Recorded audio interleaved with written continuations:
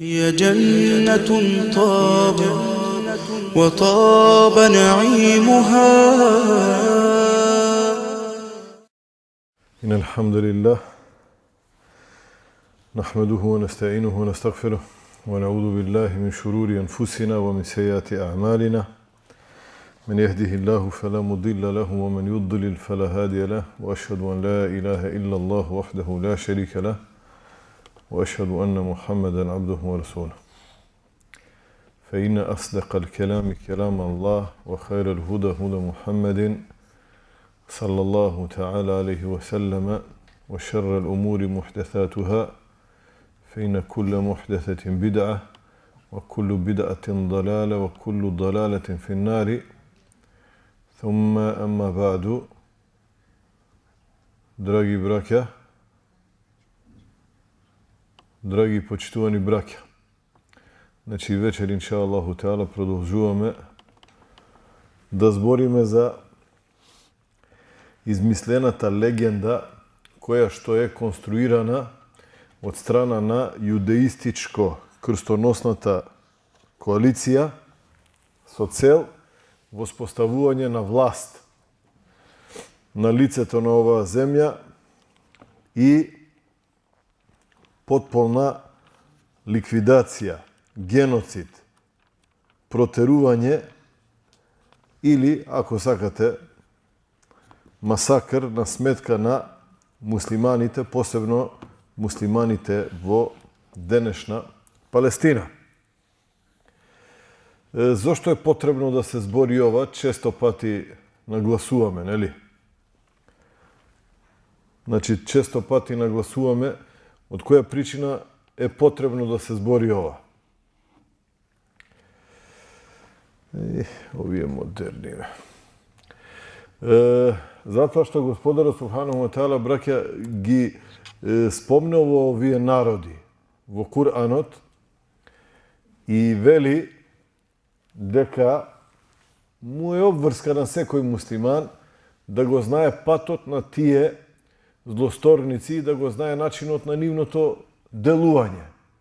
Оли тестебине се биле муџримин, ви реков неколку пати, и да се разјасни патот на злосторниците. Значи, не се злосторници тие што ќе убијат 250.000 муслимани во Босна, нели? Не се злосторници тие кои што со години планираат како Европа да ја исчистат од муслиманите, за на крај Хаг да ги ослободи и да каже дека не се виновни, не се криви, како да не направиле ништо, нели? Тоа не се вистинските злосторници во нивните очи. Зошто? Затоа што имаат заеднички интерес. Кој е заедничкиот интерес? Заедничкиот интерес е како да дадат отпор на ширењето на верата на Господарот Аллах Субханаху ва Теала. Вистински злосторници се тие кои што се дигаат против зборот на Господарот Джелле фи Ула и кои што сака да го понижат или омаловажат ликот и делото на Мухамед салаллаху таала алейхи васелам. Јас минатиот дерс завршив со два хадиса.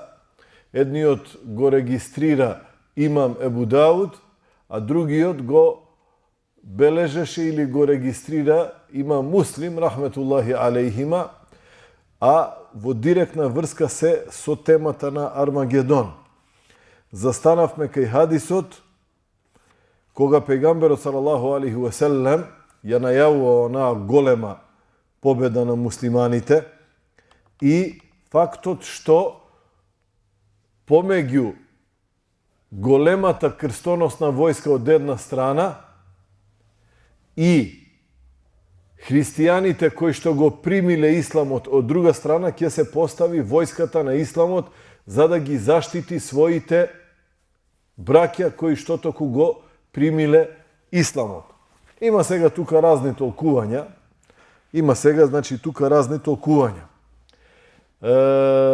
Христијанските или крстоносните радикални екстремисти тврдат дека силите на доброто, кои што ги дури за кои што збореше и Джордж Буш Джуниор, овој подмладиот што го нападна Афганистан и Ирак, нели, он збореше за оскана добро, за оскана зло, ако се сеќавате. Значи, тоа не се случајно употребени термини. Не е тоа нешто што он од своја глава го кажал. Напротив, тоа е стратегија која што радикално екстремистичките крстоносни струи на западниот свет, значи таа теза ја градат, браќа, они таа теорија ја градат. И велат дека оската на доброто е Израел и целиот западен христијански свет, додека оската на злото е целиот муслимански свет. И еден дел од тој муслимански свет, нели, еден дел од тој свет кој што ја означува понивно оската на злото е и еден дел од Русија.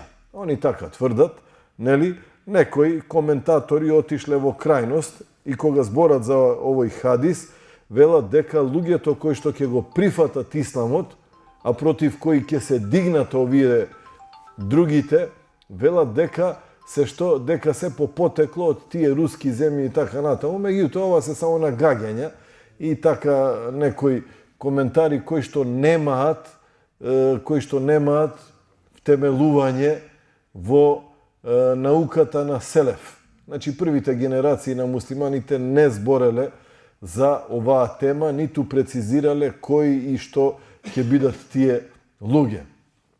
Иако, како ваша информација, лично за ваша информација, значи, наидов, кога ги читав воените подвизи на Халид ибн Валид, ради Аллаху Теала анху ердаху, нели, пронајдов дека војската која што римската војска или византиската војска, христијанската војска која што во Јермук им се спротивстави на муслиманите, во склоп на таа војска имало голем број на руси, а дури ми се чини дека во склоп на тие руски орди кои што војувале против Халид ибн Валид, замислете, имало и срби.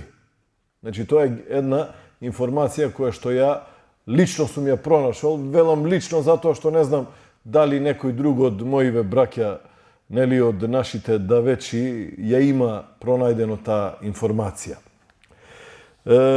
Како и да се постават работите, ниту истокот ни е далеку, ниту западот ни е далеку. Значи, епицентарот е тука. Епицентарот на она што ќе се случува во иднина, Аллаху алем, кога ќе биде тоа. Кога застанав кај последниот хадис или кај вториот хадис од минатата недела, нели, требаше да се напомене или да се надоврзам на тоа дека пожртвуваноста на муслиманите во онаа битка ќе биде многу голема. Значи, ќе бидат одлучни. Или ќе победат, или сите до еден што? Или сите до еден ќе загинат. Ако се сеќавате на хадисот од минатата недела, во риваетот на имам Муслим се доаѓа до заклучок дека муслиманите во тој ден ќе бидат слаби и раштркани во многу групи. Од таа причина, кога ќе видат силата на крстоносната војска, нели, муслиманите ќе ги занемарат сите можни несогласувања, сите можни размирици помеѓу себе и едни на други ќе брзаат да им помогнат. Во тој контекст Ресул салалаху алейхи ва селем вели, ака е малку подолг хадис, ќе ви го прочитам иншала. Судниот ден нема да настапи се додека наследството не престане да се дели и додека не престанете да му се радувате на воениот плен во речениците кои што доаѓаат, ќе видиме зошто Ресул салалаху алейхи ве селем рекол дека ниту на наследство луѓето ќе се радуваат, ниту ќе се радуваат на воениот плен. Потоа со својата рака покажал кон Шам и рекол: Шам, тоа е денешна Сирија, значи цела Сирија, северен Ирак, цела Палестина, еден дел од Либан и северен Јордан. Тоа е Шам, браќа. Или во историјата го нарекуваат Месопотамија. Месопотамија го нарекуваат, или овие ориенталисти кои што одбиваат тоа подрачје географско да го нарекуваат со изразот на пегамберот алейхи салату веселам Шам, го нарекуваат Левант. Така да ако сте слушнале за оној израз, оваа организацијава што е оваа војна што убиваат муслимани, овие манијациве, демек исламска држава во Ирак и Левант. Значи Левант уствари е Шам. Само они тоа не сака да го кажат, него велат Левант. Значи тоа е француски израз за Шам. Тогаш Ресул салалаху алейхи ве селем покажал кон Шам и рекол: непријателот ќе се собере таму поради припадниците на исламот, а и муслиманите ќе се собираат поради нив. Значи ова е што? Ова е наговестување на голем судир.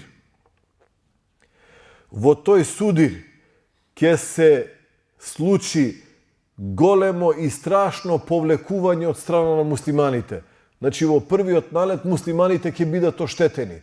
Муслиманите ќе ги претрпат најголемите губитоци и ќе бидат принудени да се повлекуваат. Вика, меѓутоа, потоа муслиманите ќе состават одреди на смртта со услов да не се вратат кон своите редови, освен како победници. Значи готово. Во тој момент муслиманите ќе решат да идат до крај. Ова е надоврзување на хадисот кој што го цитиравме минатата среда, дека 3 групи на муслимани ќе бидат. Едни ќе бидат дезертери, Аллах Джелешану никогаш нема да им прости, нели? Вторите кои ќе бидат тука, ќе останат во војна, нели? И третите кои ќе загинат, ќе бидат најдобри шехиди на овој дуњалук од постоењето на овој свет. Овој дел е што е надоврзување на ривајетот кај има муслим. Иако и овој хадис го пренесува има муслим, во истото поглавле за ешрату саа, за презнаците на судниот ден. Меѓутоа, еден ривајет се надоврзува на друг ривајет за да се појасни сликата на таа случка. Значи, потоа тие, значи што одлучиле да не се вратат, вика ќе се борат, вика, се додека ноќта не ги сокрие едните од другите. Значи ќе падне ноќ, ниту муслиманите ќе можат да ги видат, нели, непријателите, ниту пак непријателите ќе можат да ги видат муслиманите. Ова е показател дека тоа ќе биде војна без никакви технолошки средства, браќа. Значи, ајде да се надоврземе, овој Ајнштајн рекол дека не знам каква ќе биде третата светска војна, ама четвртата светска војна сигурно ќе биде со копија и со стрели. И сега, ова е многу интересен момент, затоа што евангелистичката црква, нели, на тие радикални христијански екстремисти, од чии редови произлегува и кланот на семејството на Џорџ Буш, они, а пред нив и Роналд Реган, председателот на Соединетите Американски држави од 80-тите години, нели, заговара нуклеарна војна и нуклеарна пресметка со муслиманите. Зошто? Затоа што сметат дека за да се исполни условот за доаѓање на нивниот Месија, тоест антихрист, нели како што велат овие другиве, а ние велиме Деџал, за да се исполни условот за доаѓањето, mora da se sluči ta ogromna slučka. Koja slučka, brakja? Da otpočnат nuklearna vojna protiv nivните непријатели, за да го подготват теренот за доаѓањето на нивниот цар, кој што ќе владее 1000 години на земјата. Тука некои исламски научници, алими, кои што малку повеќе, значи модернисти, нели? Кои што малку повеќе си дале за слобода да ги толкуваат хадисите на Ресул салалаху алейхи ве селем, нели? Навлегуваат во некои така коментари на хадиси и малку така неисправно ги толкуваат. Кога зборевме, ако се сеќавате, минатата година во тефсирот на сурето Духан за појавата на тој голем чад, голем огин од страната на Јемен, нели? Тука некои исламски, значи мислители, ајде повеќе да ги наречам мислители отколку алими, си дават малку повеќе за слобода и велат дека тоа ќе биде некаква нуклеарна експлозија и така натаму, бидејќи од чадот ќе се види во риваетот на Ресул салалаху алейхи ве селем, чадот ќе ги осветлува грбите на камилите во Шам. А помеѓу Шам и Јемен има отприлика, хајде, да заокружам 2000 километри има. Нели? И они велат дека тоа е некаква нуклеарна експлозија која ќе предизвика пореметувања во атмосферата и така натаму, и тоа ќе се види на голема оддалеченост, Аллаху алем. Значи, ова ви го давам само како информација, повеќе како културна информација, отколку како верска информација, браќа. Меѓутоа да бидете во тек со она што некои луѓе го градат како идеја. Како идеја од страна на некои исламски мислители, кои што, Аллаху алем, дали го погодиле ова. Меѓутоа, ова е акидата на радикалните христијански екстремисти кои што велат дека е вакво нешто потребно за да се исчисти целиот исток и да го дочекаат во мир нивниот нов цар, тоест Деџалот, кој што ќе владее со тој предел во наредните 1000 години. Значи, они тоа го имат во својата акида, браќа. Не е тоа случајно. Не може некој кој што се повикува на демократија или на слобода, на човекови права и така натаму, и да глуми тука дека сите се еднакви пред законот и така натаму, одеднашка во ситуација на војна да издава наредби, нели, кои што се во оштра контрадикција или спротивност со она што тој го вели. Значи што? Тоа е нивната идеолошка позадина. Тие таква акида имаат. Којата акида? Да се пресметаат до конечниот крај со муслиманската војска, која што во тој период од времето, а ова се смета за голем презнак на судниот ден, муслиманската војска повторно ќе ја поврати својата војно, политичко, економска моќ. Потоа продолжува пегамберот салалаху алейхи ве селем и вели, значи кога ќе падне ноќ, нема да можат, значи нема више апарати, инфрацрвени, ова, она, што ти ја знам, нема да можат ни едните ни другите да се гледаат. Вика, тие ќе се повлечат. Вика, нема да има победник. Значи, првиот ден, првиот судир, и муслиманите ќе се повлечат и таа голема крстоносна војска ќе се повлече, нема да без победник. Вика, тогаш ќе се расформира првата група. Која прва група? Оваа што дала присега или дала збор дека ќе се бори се до смртта.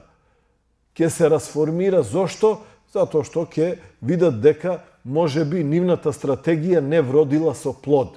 Ќе се расформира од причина каква? Затоа што муслиманите повторно ќе состават втора група на шехидијун или втора група на смртта, така наречена, нели? Во риваетот на Имам Муслим, вика со услов, вика да се вратат само како победници.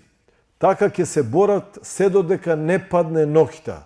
А тогаш, вика, и едните и другите ќе се повлечат повторно без победник, вториот ден. Вика, и оваа втората група ќе се расформира. Значи, ќе сакаат нешто по-конкретно да направат. Вика, кога ќе дојде, вика, четвртиот ден, значи прв ден, втор ден, третиот ден Ресул салаллаху алейхи ве селем овде не го спомнува, туку што кога ќе дојде четвртиот ден, вика, ќе им се придружат, вика, останатите следбеници на исламот. Значи на муслиманите ќе им дојде голема помош од сите страни на светот. Вика, и тогаш Аллах ќе даде непријателите на исламот да доживеат пораз и вика ќе бидат убивани како никогаш до тогаш. Значи во тој четврти ден. Вика, такво нешто нема да се види или во риваетот стои, како што рекол равијата или пренесувачот на овој ривает, вели, или Ресул алейхи селам рекол, вика, такво нешто не се видело. Вика, а кога една птица, вика, би полетала над нив, не би успеела да прелета, а да не биде погодена.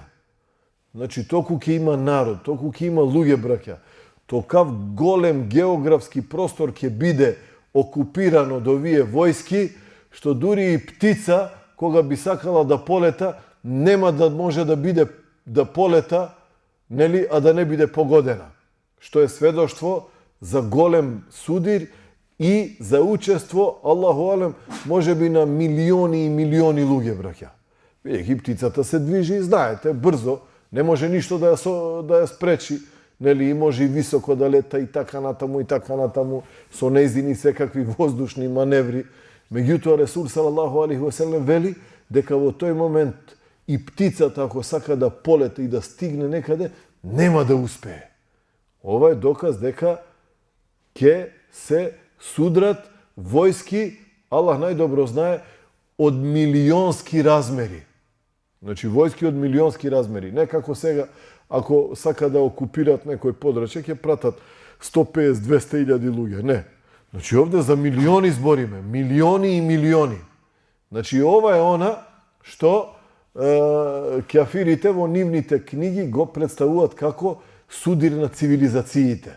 Сте слушнале за онаа книга од оној Джордж Харингтон или Ханингтон, како се викаше оној. Таа книга, замислете, таа книга била главно штиво и главен текст на овие, на републиканците после 9.11.2001. Таа книга била главна книга и најпопуларен, ајде наречи го како велат они, најпопуларен бестселер кај нив. Судирот на цивилизациите. И ова што сега го гледаме, и начинот на кој што оние водат политиката, начинот на кој што настапуваат, е само една добро осмислена стратегија како да се оневозможи ширењето на исламот помеѓу христијаните кои што се заинтересирани да разговараат за исламот. Од една страна. Од друга страна, повторно им прават услуга овие што се нарекуваат дека се некаква исламска држава. И еве, вчера, може би ќе видите, вчера упатиле закани, сакаат да го убијат овој братот Билал Филипс, нели овој даијата, со чија што заслуга Аллах упатил на илјадници, нели, христијани во исламот, и издале фетва да се убие и овој братот од Германија, Ебу Хамза, Пиер Фогел. Значи, фетва имаат издадено да овие двајца да се ликвидираат во лијаду билла. А овој Пиер Фогел, браќа, вела дека годишно по негова заслуга од 2 до 4-5 илјади христијани од Германија го прифаќаат исламот. Страшно. Тај. Сега, кога Ресул алейхи селату ве селам збори дека таа птица нема да прелета, да не биде убиена, продолжува и тука сега ќе се разјасни зошто се вели дека ниту некој ќе се радува на воениот плен, ниту пак ќе има некого да наследи. Veli Resul sallallahu alaihi wasallam, znači u продолжение на hadisot, vika od една ista familija ili semejstvo, vika vo toj sudir ke ima po 100 učesnici. Znači jedna familija ke dade po 100 učesnici, 100 muđahidi. Zamislite si, jedna familija toku ke dade, braća. Neli?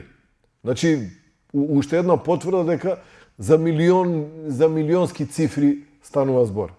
Вика, меѓутоа, на крајот од сите тие стотина ќе се врати само еден.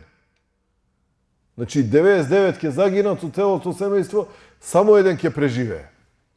Вика, па на каков воен плен да му се радуваат или какво наследство да се дели. Нити ово има причина да се радува, ниту пак наследството на некого ќе се дели. Зошто? Само еден останал од тоа семејство. Значи, цели семејства ќе бидат уништувани, браќа, во тој джихад, во таа битка. Цели семејства од лицето на земјата ќе исчезнат со Аллахов изен. И додека тоа трае, тогаш ќе се чуе за уште поголема неволја. Луѓето ќе чујат вресок. Деџалот се појавил кај вашите семејства. Тогаш е моментот кога деџалот ќе се појави. Значи, нема да се појави. Значи, што е ова, браќа? Ова е доказ дека оваа битка на Мелхаме ќе се случи кога, браќа? После освојување, повторното освојување на Константиние. Нели? Градот кој што денеска го викаме Истанбул. Нели? Кога муслиманите ќе го освојат Истанбул по втор пат, без војна. Значи, без војна, само со текбири, нели? И кога ќе седнат да се одмараат, тога шејтанот ќе дојде и ќе ги измами. Деџалот се појавил таму кај вас. Не, деџалот е во оваа ситуација ќе се појави. Значи, кога ќе заврши оваа голема битка помеѓу христијаните и муслиманите. И логично е. Зошто е логично? Затоа што кога Иса алейхи салату веселам ќе се појави, нели, мисијата ќе биде која? Нема, како што вели Ресул салаллаху алейхи веселам, неговата миризба нема да ја почувствува следбеник на книгата, значи се збори за христијаните, а да, што, ако не го прифати исламот, во истиот момент да не умре. Разбирате? Гледате како убаво се поврзани работите во хадисот на Ресул салаллаху алейхи веселам? Меѓутоа, ориенталистите, браќа, овие хадиси сака да ги прикажат како контрадикција. Гледај тука вели вака, овде овој период онака, ова не знаеме во која година, ова кој да се случува после 50 години. И човек кој што не го знае исламот, не чита, не го простудирал ова поглавлje за Мелхаме, или како го нарекува тони Армагедон, и ќе каже, да бе, овде чудно, зошто викаат муслиманите, да, ама гледаш, не се случува баш како треба, има контрадикција. Не, нема контрадикција. Тоа е. Само треба да се по редослед да се следи како што Ресул салаллаху алейхи веселем го најавил. И кога ќе се чуе тој вресок дека деџалот се појавил кај вашите семејства, вика, муслиманите ќе отфрлат се што имале во своите раце и ќе се свртат. Значи, се уште сме во хадисот. Вика, за да ги пратат своите 10 најодбрани и најхрабри конјаници. Зошто 10? Аллаху алем. Меѓутоа, може би ова е некоја извидница од најхрабри и најодбрани, кои што треба да ги однесат убавите вести кон муслиманите, дека немојте да се грижите, иако деџалот се појавил, ние трчаме сега да ви помогнеме. Ме разбирате? А зошто се вели најодабрани и најхрабри? Значи, најхрабри требале да бидат дефинитивно затоа што деџалот со себе ќе води војска, браќа. Замислете, само еден дел од неговата војска ќе бидат 70.000 евреи кои што ќе излезат од Исфахан. Исфахан е денешен Иран. И вика, на нив ќе имаат што? На нив ќе имаат наметки. Овие евреите, браќа, кога одат на молитва, зимат некои мали черги и се покриваат со тие чергичињата. Може би сте виделе на телевизија, како наметки. Ресул салалаху алейхи ва селем вели дека од Исфахан. Исфахан е срцето на денешен Иран. Значи, уште една потврда дека Иран е производ, нели, на јудеизмот. Тоест, шиитската идеологија е производ на што? Производ на евреите, исто како што евреите ги измамиле христијаните, кога им го вметнале Павле, кој што рекол дека нема еден Бог, туку се три Бога, ги направиле да бидат идолопоклоници, од еден Бог во три веруваат, нели? Исто така се случило со Абдула ибн Себе, значи од Јемен по потекло, меѓутоа бил евреин. Тој ја измислил тезата дека Али радијаллаху анху алијаду билла е Бог. И од тука произлегува шиитската секта. И од денешниот Иран ќе произлезат тие 70.000 кои што ќе бидат првата и најверната војска на Деџалот. Овие постарите наши, јас се сеќавам татко ми, рахметуллахи алеј, ова го слушнал на некој дерс кај нашите стари оџи, Аллах да ги награди со џеннет, нели, дека пред кијаметот ќе излезат многу оџи со чалми на главата, ќе се борат против исламот. Ќе излезат таму некаде од исток. Ова е тој хадис, нели? Меѓутоа, ова со чалмите многу интересно и нас ни дава малку повеќе слобода да веруваме дека што евреите, кои што треба да излезат од Исфахан, значи таму е најгуста концентрација на евреи во Иран. Навистина постојат таму. И тие нивни наметки, дали се наметки или се оние шиитски, оние чалми, не е важно. Значи, описот е глобален. Може да се однесува или на нивните наметки, може да се однесува или на оние шиитски наметки со оние нивни чалми што ги носат на главите, Аллах најдобро знае. Продолжува пегамберот алейхи салату веселам и вели за оние 10 најодабрани и најхрабри коњаници, јас на вистина ги знам нивните имиња. На вистина ги знам имињата на нивните татковци. Дури ја знам и бојата на нивните коњи. Тоа се најодабраните коњаници кои што во тој момент ќе постојат на лицето на оваа земја. Тоа е хадисот на Ресул салалаху алейхи ва селем, кој што во детали го спомнува Мелхаме, или како што го нарекуваат Армагедон, и заедно со оние двата долги хадиси што ги цитирав минатата среда, вкупно се трите, можеби најголеми или најопширни хадиси во поглавјето за Мелхаме. Во поглавјето за што, браќа? За Мелхаме. Зошто им е потребно да гајат таква идеја за тој Армагедон? Потребно им е за да ги оправдуваат сите геноциди, сите убивања и сите протерувања кои што ги прават на сметка на денешните муслимани во Палестина. А и пошироко, кога е во прашање уништувањето на муслиманската заедница во економско-политички смисол. Во 96-та година, ако се сеќавате, браќа, почнаа со изградбата на оној голем зид. Значи, цела окупирана Палестина, денеска што ја нарекуваат таа земја Израел, така наречен Израел, нели? Долж целата нивна граница поставија зид висок 6 или 7 метри. Што е ова? Ова не е случајно. Ова не е нивна стратегија за да се заштитат од во наводници, нели, муслимански терористи. Нив не им е никаков проблем да се заштитат. Они имаат оружје, имаат технологија, имаат се. Значи, никогаш да им било потребно да се заштитат pa oni и пред 96-та би го направиле тој ѕид, би го направиле пред 40 години тој ձид, уште 67-ма кога го окупирале Кудс, нели? Уште тогаш би направиле ձид и крај приче, нели? Не. Меѓутоа, градењето на ձидот, браќа, има друга смисла. Има друга позадина, повторно идеолошка. Зошто, браќа, идеолошка? Затоа што се повикуваат на Стариот Завет и велат дека Јерусалим или Кудс, вика, ќе биде апсолутна световна власт која што ќе управува со целиот свет. Значи, од таму се подготвуваат.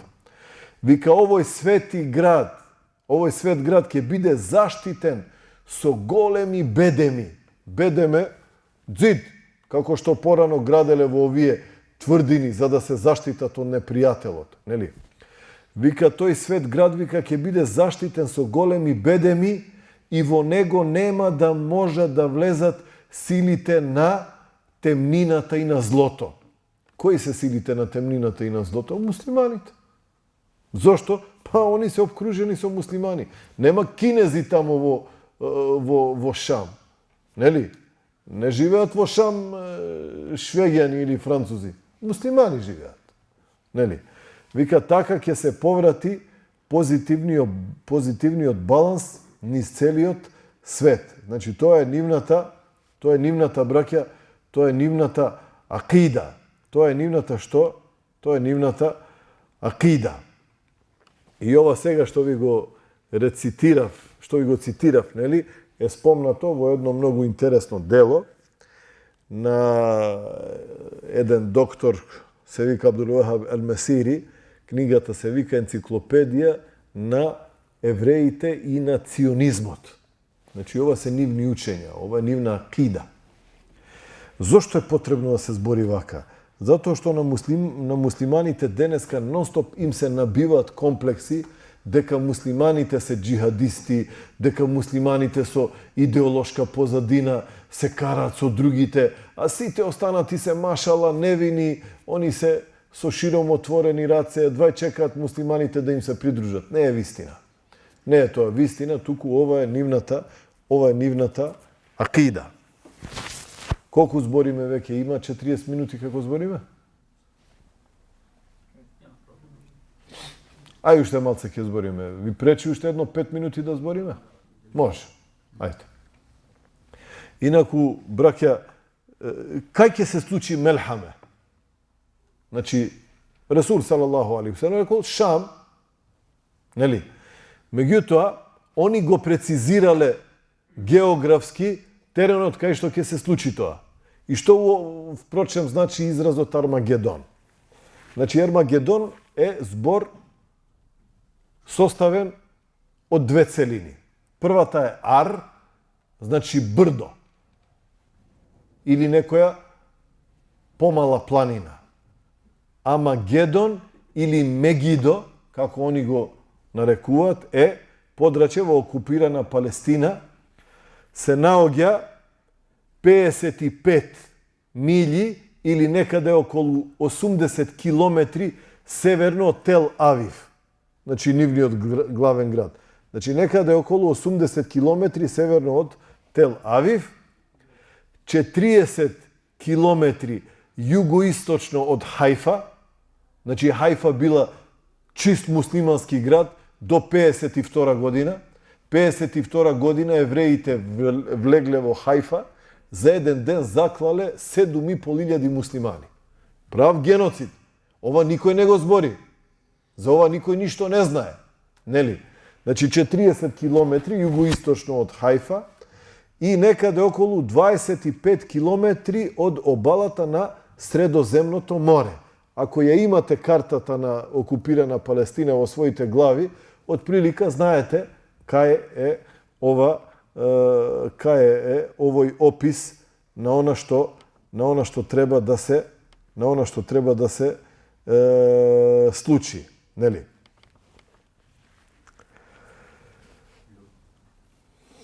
Како? Како? Викам градот Люд. Аха, Люд. Таму ќе биде убиен Деџалот. А Люд е, рековме, нивната денешна најголема воена база Значи во Израел се вика Луд. Деджалот ќе биде убиен кај местото Бабу Луд. Значи кај Луд, нели, и има некоја логика, бидејќи они секогаш сакаат да избегаат, секогаш сакаат да се скријат од некого, па не е чудо дека и Деджалот во соработка со нивните, со неговите следбеници, ќе знае дека таму има скривалиште и таму ќе се упати. Аллаху алем, ова го зборам на памет, нели? Аллах најдобро знае. Аллах најдобро знае. Во меѓувреме ќе се случи една многу интересна случка. Која е таа случка, браќа? Сите го очекуваат Месих Иса алейхи салату весселам. Па дури и муслиманите ќе го очекуваат. Меѓутоа, што е карактеристично за муслиманите? Карактеристично за муслиманите е тоа што тие, тоест ние, не го форсираме доаѓањето на Иса алейхи салам. И погрешно е, браќа, и голема будалаштина и глупост е да се форсира такво нешто. Има некои движења сега во Шам, некои така блесави и наивни идеи, го форсираат доаѓањето на Иса алейхи салам, велат, еве, тука сега се гомила голема војска, големи судири, нели, таму, ваму и даваат опис дека Иса алейхи салам ќе помисли човек само што не се спуштил во секој момент. Ова се глупости, браќа. Во исламот ништо не треба да се побрзува. Со ништо не треба да се брза. Се што е наговестено дека ќе се случи, браќа, сигурно ќе се случи. Затоа муслиманите не треба никогаш да брзаат со резултатите.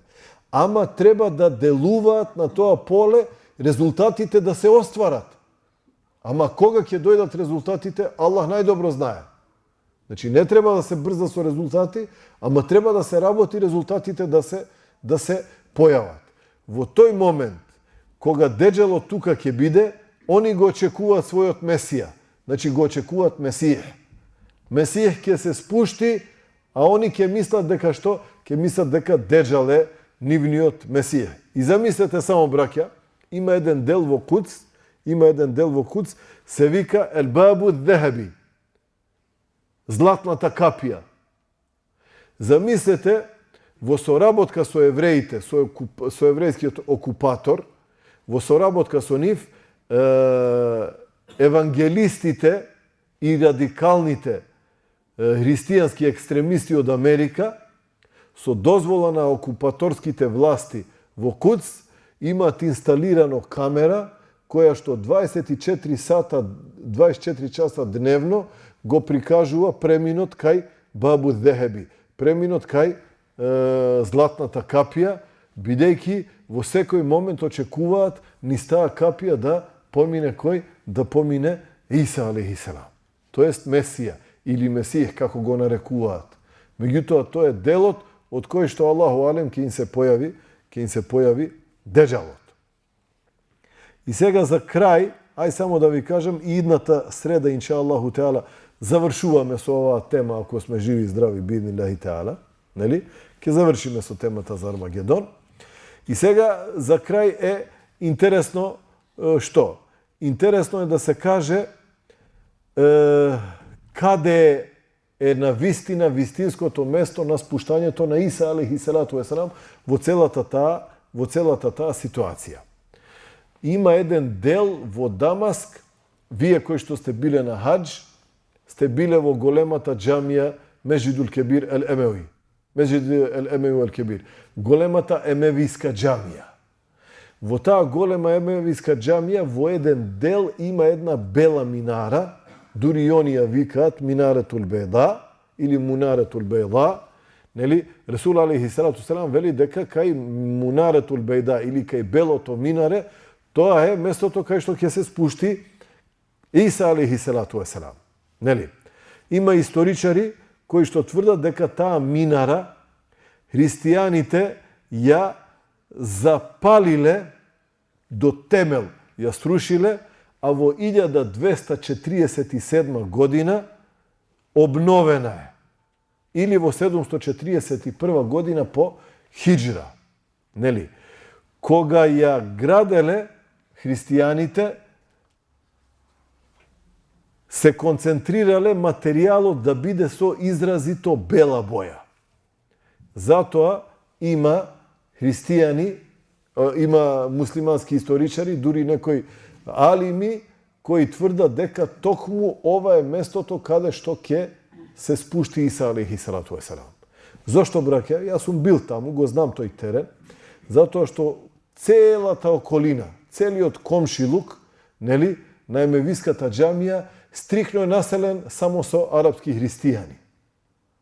Значи, кога Иса алейхи салату весселам би се спуштил на тоа место, на вистина би се спуштил во центар на христијанска населба. Тоа е сега. Тоа е барем така. Така беше пред 27 години јас кога бев. Сега со војнава како е, исто е, Аллаху алем, не е променето. Нели? Меѓутоа, што е интересно? Значи, интересно е, кога бев во една прилика, кај шејх Абдулкадир ал-Арнаут, рахметуллахи алей, јас и уште неколку студенти, баш го запрашавме за тоа место, Мунаретул Бейда, или за Белата минара. Шејх Абдулкадир имаше друг став, нели, и велеше дека тоа е заблуда, дека Белото минаре, кое што се наоѓа во големата емевиска џамија, е минарето кое што е најавено во хадисот. Шејх Абдулкадир тврдеше дека Бела минаре е едно место кое што се наоѓа, дали ни каже 14 или 17 километри источно од Дамаск, не знам, меѓутоа вели дека таму има место, вика, кое што се вика Бело минаре. Вика, многу малку луѓе знаат дека е тоа името на таа населба уште од историјата. Денеска имаат и други имиња, ги промениле имињата.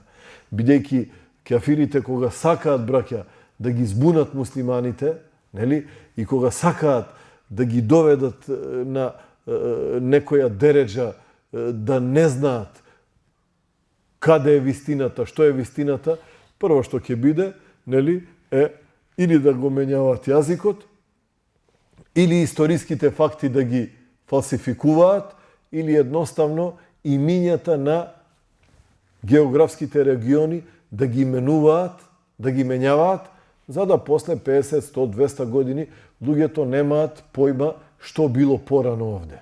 Исто како што србите направија во Босна, убија 250.000 муслимани за 3,5 години и сите градови што ги освоија, од кои ги протераа муслиманите, нели, веднаш им ги сменија имињата. За да не се знае, веќе за 50 години нема новите генерации врска да имаат, не дека таму живееле муслимани, туку дека воопшто тоа некогаш имало некакво муслиманско обележје. وسبحانك اللهم وبحمدك اشهد ان لا اله الا انت استغفرك واتوب اليك. الله والله والله والله الله والله والله والله الله